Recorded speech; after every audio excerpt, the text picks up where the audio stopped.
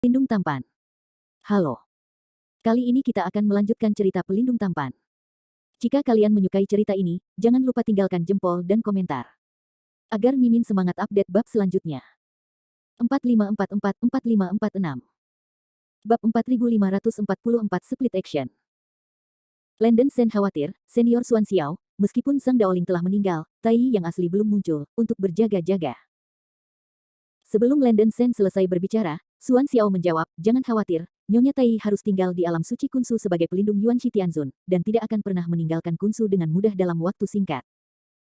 Dewa Yuan Shi Tianzun terluka parah oleh keinginan spiritual Ji Xuan Yuan, dan hidupnya sekarat, dan dia berada dalam situasi yang sangat berbahaya, tentu saja, dia membutuhkan biksu yang cukup kuat untuk melindungi hukumnya. Sebelum pihak lain pulih sedikit, Tai yang asli tidak boleh meninggalkan Kunsu sesuka hati, paling banyak, dia akan mengirim jiwa yang terbelah atau boneka untuk memulai suatu tindakan. Dengan kekuatan Landon Sen dan Xuan Xiao, mereka mampu melindungi diri mereka sendiri. Kamu dan aku harus bertindak secara terpisah dan mencapai tujuan secepat mungkin. Xuan Xiao menambahkan. Bagus. Landon Sen mengangguk dengan sungguh-sungguh. Sebelum pergi, Landon Sen tidak lupa untuk mengorbankan pedang abadi pembantaian, dan hendak mengabaikan pengakuannya, tetapi dihentikan di tempat oleh Xuan Xiao, pedang abadi pembantaian tidak harus dikembalikan. Anda dapat menyimpan pembantaian pedang abadi. Itu adalah Tai asli yang telah datang, dan kamu juga bisa melindungi diri sendiri. Tapi, Slaughter Immortal Sword adalah sebuah harta karun, bagaimana bisa junior? Ekspresi Landon Sen tercengang, tak perlu dikatakan betapa berharganya pedang abadi pembantaian. Xuan Xiao berkata bahwa jika dia memberikannya untuk dirinya sendiri, dia akan memberikannya untuk dirinya sendiri. Landon Sen benar-benar malu menerimanya. Bukan apa-apa, biarkan kamu menerimanya, kamu bisa menerimanya. Kamu memiliki spesies iblis yang cukup kuat untuk membuat pedang abadi pembantaian menampilkan kemampuannya yang kuat. Pedang ini diserahkan padamu, dan kamu bisa menggunakannya sepenuhnya.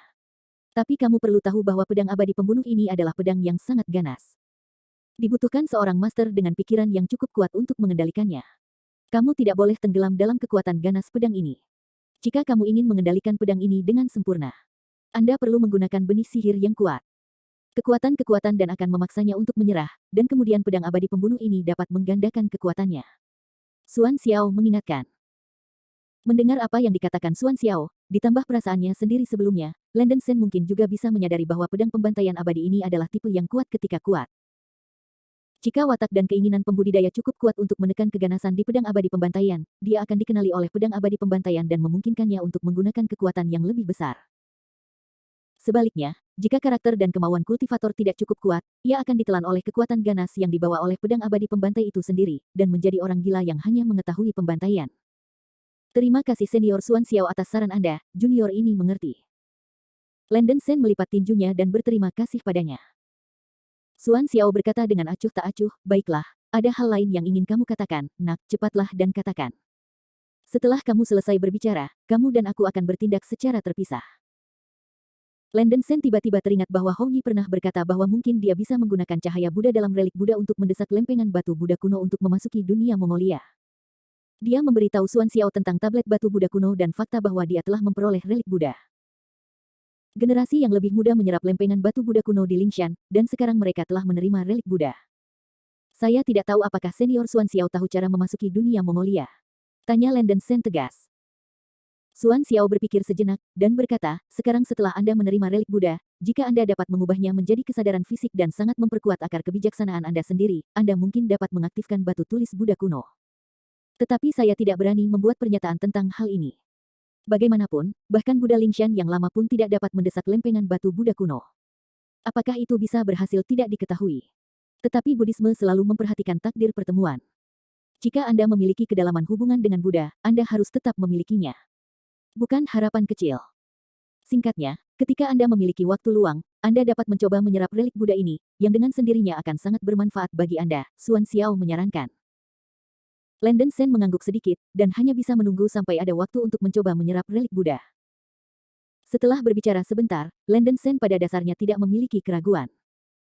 Sebelum pergi, Xuan Xiao memberi Landon Sen beberapa simbol teleportasi jika terjadi keadaan darurat. Meskipun Landon Sen sendiri masih memiliki beberapa simbol teleportasi yang tersisa, semakin banyak simbol teleportasi, semakin banyak asuransi. Ini dapat digunakan untuk terburu-buru, dan juga dapat menghindari ancaman pada saat-saat kritis. Setelah Xuan Xiao pergi, Landen Sen berkorban ke menara iblis kota dan memberitahu semua orang situasi dan rencana tindakan selanjutnya. Menurut strategi yang dirumuskan Xuan Xiao, Landen Sen siap untuk pergi ke alam abadi dunia bawah untuk menyelamatkan Fei Ye. Meskipun beberapa jimat teleportasi yang diberikan Xuan Xiao kepadanya cukup mewah, mereka hanya dapat digunakan untuk teleportasi jarak pendek. Wilayah abadi Changxuan terlalu jauh dari wilayah abadi dunia bawah utara. Bahkan jika Anda menggunakan cahaya untuk mengirimkan jimat, Anda tidak dapat mencapai wilayah abadi dunia bawah utara. Anda hanya dapat menemukan cara untuk menggunakan teleportasi jarak jauh lokal. Larik untuk dikendarai. Murong Mingyue berkata dengan lembut, putraku, Mingyue telah mengunjungi Gunung Qionghua dan menemukan susunan teleportasi batas yang tersembunyi di dasar Gunung Qionghua. Jika susunan teleportasi itu tidak rusak, kita dapat menggunakan susunan teleportasi untuk mencapai daerah dunia bawah utara. Mata Landen Sen berbinar, ini sangat bagus, maka saya harus merepotkan Mingyue agar Anda memimpin. Murong Mingyue menggelengkan kepalanya sedikit, putranya tidak harus seperti ini. Gunung Qionghua sepertinya tidak jauh dari Gunung Su. Setelah memanggil para biksu yang masih hidup, ayo berangkat. Begitu suara itu turun, Landen Sen melepaskan perahu suci Yuanling. Murong Mingyue, Seira, dan Bingsui menaiki Yuanling Holy Ark satu demi satu. Duan Lei dan 9 Poison God Sovereign yang sebelumnya tidak sadar juga dikirim ke perahu spiritual oleh Bingsui, dan dengan cara itu mereka mengambil banyak pil penyembuhan. Sebelum pergi, Landen Sen tidak lupa meluncurkan transmisi suara berskala besar dalam jarak jutaan mil dari Sushan, memanggil para pembudidaya perlawanan yang masih hidup untuk berkumpul di perahu suci Yuanling.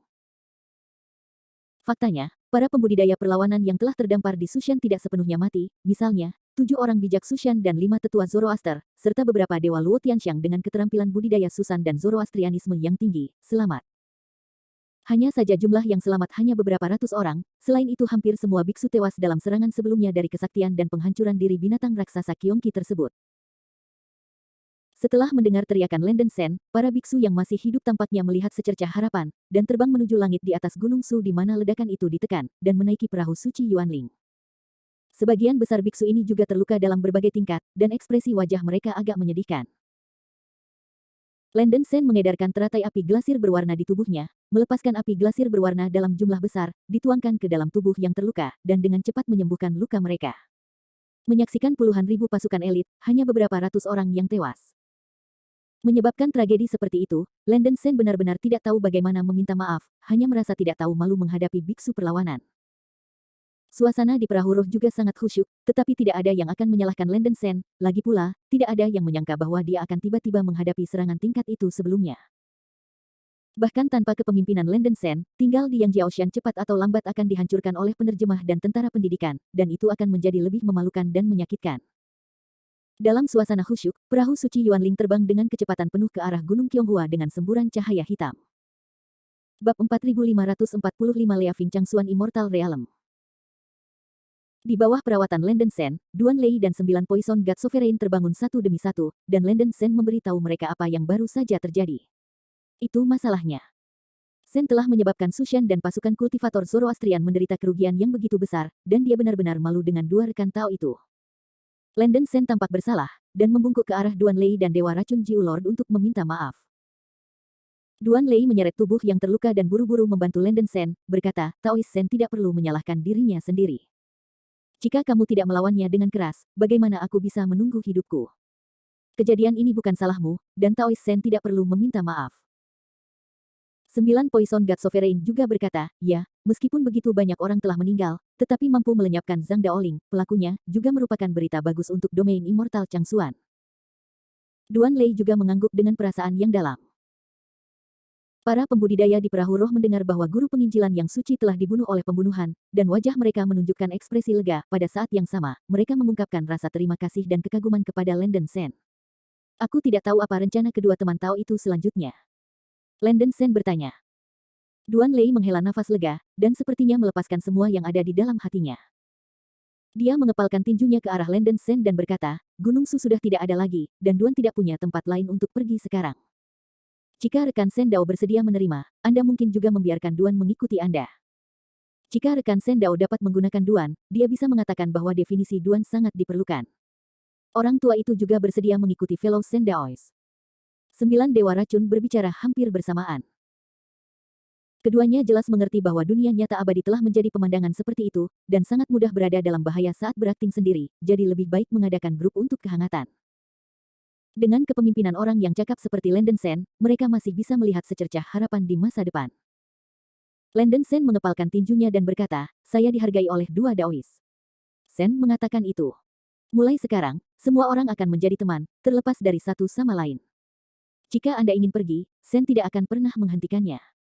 Karena kami telah memilih untuk mengikutimu, rekan Taois Sen tidak perlu terlalu khawatir, suruh aku menunggu. 9 Poison Lord menepuk dadanya. Tidak buruk. Duan Lei juga berkata. Melihat Duan Lei dan dewa-dewa racun Jiu menunjukkan sikap mereka, tekanan Landen Sen tiba-tiba menjadi jauh berkurang. Terima kasih Duan Daois dan Jiu Du Daois atas kepercayaan mereka. Meskipun korbannya berat kali ini, tolong jangan terlalu pesimis. Seiring waktu, Sushan dan Zoroastrianisme masih memiliki harapan untuk bangkit kembali. Sen berjanji bahwa setelah semuanya selesai, Sen akan melakukan yang terbaik untuk membantu Sushan dan Zoroastrianisme bangkit kembali. Kata Landen Sen dengan suara yang dalam. Duan Lei dan 9 dewa racun terkejut dan berterima kasih dengan tulus kepada mereka. Terima kasih, rekan Sen Dao. Landen Sen memberitahu Duan Lei dan 9 dewa racun penguasa tentang rencana aksi untuk pergi ke wilayah abadi dunia bawah utara berikutnya. Roda bintang di tubuhnya masih perlu dihangatkan selama sekitar 3 atau 4 bulan sebelum dapat menggunakan kemampuan teleportasi lagi, dan ini dapat memanfaatkan waktu ini untuk pergi ke wilayah abadi dunia bawah utara dan bertemu dengan Malam Scarlet. Duan Lei dan Dewa 9 Racun Dewa segera menyatakan kesediaan mereka untuk pergi bersama, dan para tetua dari Sushan dan Sekte Pemujaan Api di Lingzu juga bersedia untuk mengikuti Landen Sen. Melihat semua orang tidak keberatan, Landen Sen juga lega. Faktanya, Landen Sen tidak memiliki motif egois. Dia tidak ingin menarik para beku ini ke kampnya. Faktanya, dalam hal kekuatan dasar kultivasinya, menerima beku ini tidak akan mempengaruhinya sama sekali. Landen Sen baru saja menempatkan Duan Lei dan 9 dewa racun, dan bahkan para biksu seperti Sushan dan Zoroastrianisme. Jika Anda mengabaikannya, kemungkinan besar Anda masih akan mengalami kecelakaan. Selain itu, Landen Sen merasa bersalah dan ingin melindungi para biksu yang masih hidup sebanyak mungkin. Setelah terbang selama 2 atau 3 jam, perahu suci Yuanling tiba di batas Gunung Qionghua. Ada sekelompok pembudidaya yang menjaga daerah Gunung Qionghua, dan Landen Sen menggunakan kelompok meteor untuk menggulung meteor emas yang lebat, membunuh semua pembudidaya di hadapannya. Putraku, formasi teleportasi batas Gunung Qionghua terletak di bagian bawah sisi barat gunung. Murong Minyue meluncurkan transmisi suara ke arah Landen Sen, dan dia telah mengunci posisi susunan teleportasi batas dengan warna-warni. Glasir Murid Pixiu. Perlu disebutkan bahwa formasi teleportasi batas Gunung Qionghua adalah sisa dari zaman kuno para dewa yang diberikan. Itu dilindungi oleh lapisan penyembunyian misterius. Para biksu yang menduduki Gunung Qionghua bahkan tidak menemukan keberadaan formasi teleportasi ini.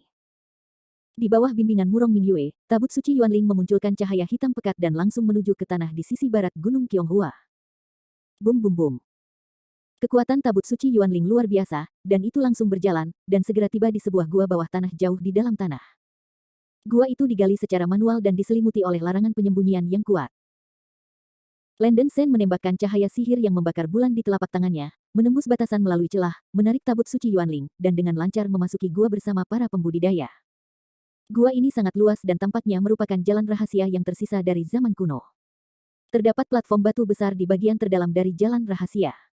Permukaan platform batu ditutupi lumut dan lumpur, tetapi samar-samar memancarkan cahaya keemasan. Mata indah Murong Minyue menyala dan berkata, anakku, ini adalah susunan teleportasi alam yang dikatakan Minyue. Meskipun susunan teleportasi ini sudah tua, itu belum rusak. Seharusnya masih berfungsi, nak, kamu harus mencobanya. Baik. Landen Sen mengangguk sebagai tanggapan, dan menyapu lengan bajunya ke atas badai kekuatan spiritual, mengguncang lumut dan lumpur di permukaan platform batu, mengungkapkan rune emas yang padat, yang memang merupakan susunan teleportasi batas yang cukup rapi. Teman-teman terkasih, tolong berdiri. Landen Sen menyapa para biksu untuk berdiri di platform batu, dan kemudian mengeluarkan ratusan batu roh peri bermutu tinggi dari cincin penyimpanan dan menempatkannya di alur penyimpanan energi dari susunan teleportasi. Setelah semua pembudidaya berdiri di tengah platform batu, Landen Sen menembakkan kekuatan roh yang kacau di telapak tangannya, dan dia terlibat dalam formasi teleportasi ini, mencoba mengaktifkan formasi teleportasi batas. Dibutuhkan banyak energi untuk mengaktifkan arai teleportasi realem, dan para pembudidaya tidak menganggur, dan mereka bekerja sama dengan Landen Sen untuk menyusup ke kekuatan spiritual chaos ke dalam arai teleportasi. Berdengung. Setelah semua orang bekerja sama untuk merapal mantra, bidang besar cahaya keemasan mulai melonjak di sekitar susunan teleportasi, dan susunan teleportasi batas ini akhirnya diaktifkan. Dalam proses mengaktifkan susunan teleportasi, Landen Sen menggulung hamparan cahaya bintang yang luas dan menampilkan gerombolan meteor. Mengusir.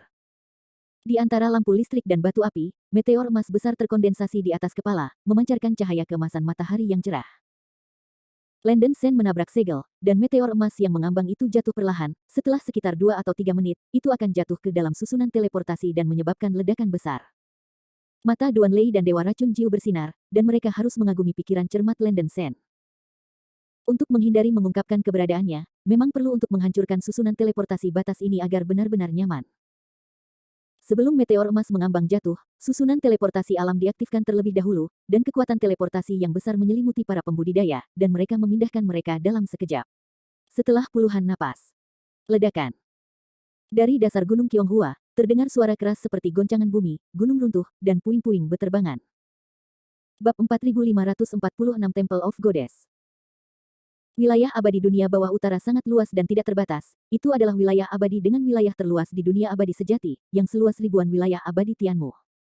Kuil Dewi terletak di ujung sungai tetap di bagian utara negeri Dongeng Utara.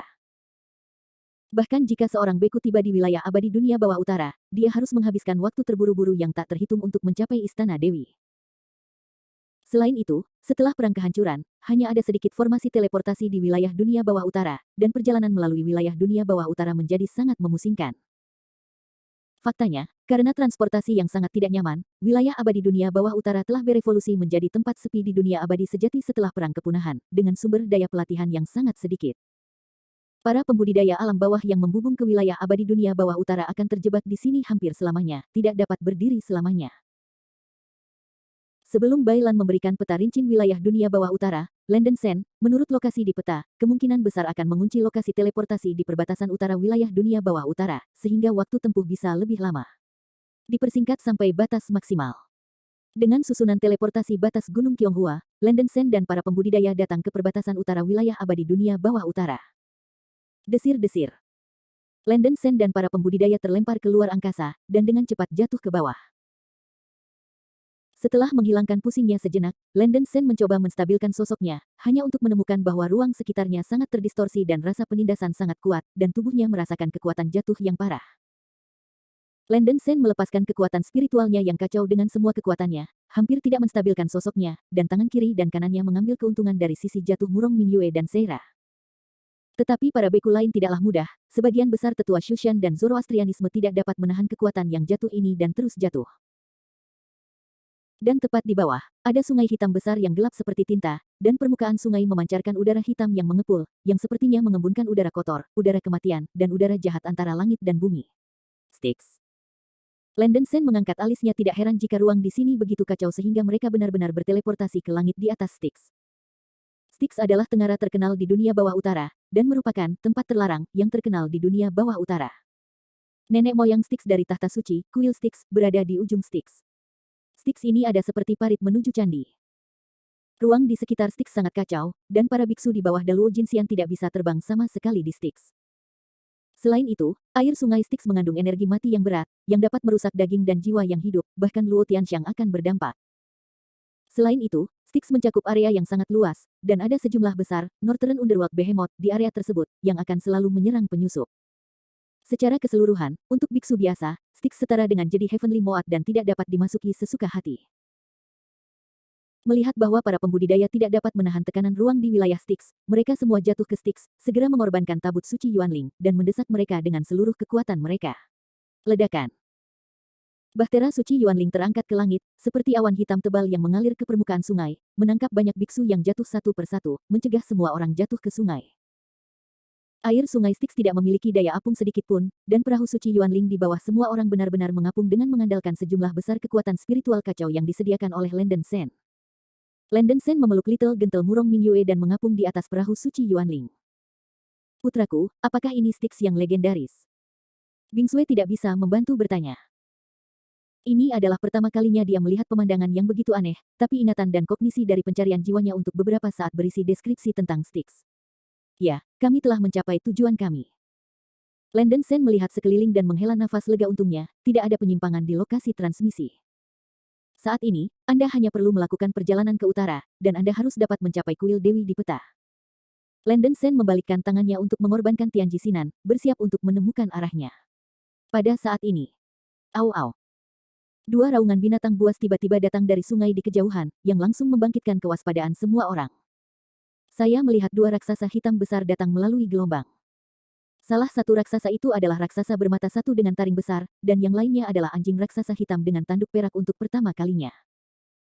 Kedua binatang raksasa itu menemukan nafas dari perahu suci Yuanling, meraung keras, dan membuka mulut mereka untuk menghembuskan api hitam seperti gunung, dan meledak ke arah perahu suci Yuanling. Dilihat dari serangan yang dilepaskan oleh kedua raksasa ini, paling banter, itu hanya level puncak dari kekuatan tempur celestial immortal, dan itu tidak menimbulkan ancaman bagi para pembudidaya di perahu roh. Hewan jahat itu mencari kematian. Ekspresi Bing Sui menjadi dingin, dan dia akan menggunakan kekuatan magisnya untuk menyerang dan menghancurkan kedua binatang ini, tapi Landen Sen mengulurkan tangannya untuk menghentikannya. Jangan lakukan itu, ini seharusnya raksasa Beiming yang menjaga Styx, bukan musuh kita. Landen Sen menggulung badai bintang sesuka hati, dengan mudah menghilangkan api hitam yang melanda, dan kemudian mendorong perahu suci Yuanling di bawahnya dengan seluruh kekuatannya. Berdengung. Di bawah berkat sejumlah besar kekuatan spiritual kacau, perahu suci Yuanling perlahan terbang ke udara, menahan tekanan ruang, dan terbang menuju utara Styx. Menyaksikan perahu suci Yuanling terbang menjauh, dua binatang raksasa di bawah meraung dengan keras dan marah. Cyclops mengeluarkan klakson dan meniupnya, bunyi klakson langsung menyebar ratusan ribu mil. Mengaung. Raksasa Beiming yang berkeliaran di Styx mendengar suara klakson dan meraung serempak, seakan memulai pesan. Landen Sen mengabaikan raungan raksasa Ming Utara ini, dan setelah menggunakan Tianji Sinan untuk menentukan posisinya, dia sepenuhnya mendesak perahu suci Yuanling untuk terbang dan terbang menuju ujung utara Styx dengan kecepatan tercepat. Saat perahu suci Yuanling terus bergerak dan terbang, murid bijak Asura di antara alis Landen Sen dengan tajam menemukan bahwa bulan merah besar muncul di langit di ujung utara Styx. Bulan merah sepertinya berada di atas Ola Dewi, mengeluarkan sinar yang sangat indah seperti darah. Pada saat ini, tiba-tiba ada fluktuasi energi dari cincin Lingxi di jari Landen Sen, dan jantung Fei Ye di dalam cincin itu berdetak kencang, dan jiwa Fei Ye yang telah tertidur untuk waktu yang lama sepertinya terbangun. Semakin dekat ke bulan merah, semakin ganas fluktuasi energi yang ditransmisikan dari cincin badak. Landen Sen memiliki firasat di dalam hatinya bahwa tubuh Fei Ye mungkin tersembunyi di bulan merah itu. Dia mengendalikan perahu suci Yuanling dengan seluruh kekuatannya, dan bergegas menuju bulan merah di atas langit. Tidak lama kemudian, tabut suci Yuanling tiba di ujung Styx. Di ujung Styx, ada serangkaian puncak satu demi satu. Melihat ke bawah dari perahu suci Yuanling, dapat dilihat bahwa ada sejumlah besar sisa-sisa bangunan di puncak tersebut, dan gunung-gunung telah dihancurkan oleh perang. Kuil Dewi terletak di puncak gunung terdalam. Sebelum perahu suci Yuanling terbang ke pegunungan, sejumlah besar darah muncul di sekitar pegunungan, yang dengan cepat terkondensasi menjadi dinding cahaya berwarna darah, menutupi pegunungan dengan kekerasan dan kehidupan dan menghalangi perahu suci Yuanling. Mengaung. Sejumlah besar binatang raksasa Beiming berkumpul di pegunungan, meneriaki perahu suci Yuanling di langit, dan banyak burung di langit memuntahkan berbagai balok api, menyerang perahu suci Yuanling, tetapi mereka ditangkap oleh perahu suci Yuanling. Larangan pertahanan di permukaan mudah ditolak. Di mana Xiao Xiao berani membobol kuil Dewi. Pada saat ini, tiga lampu bersinar yang kuat muncul dari kedalaman pegunungan, membuat suara yang garang dan centil.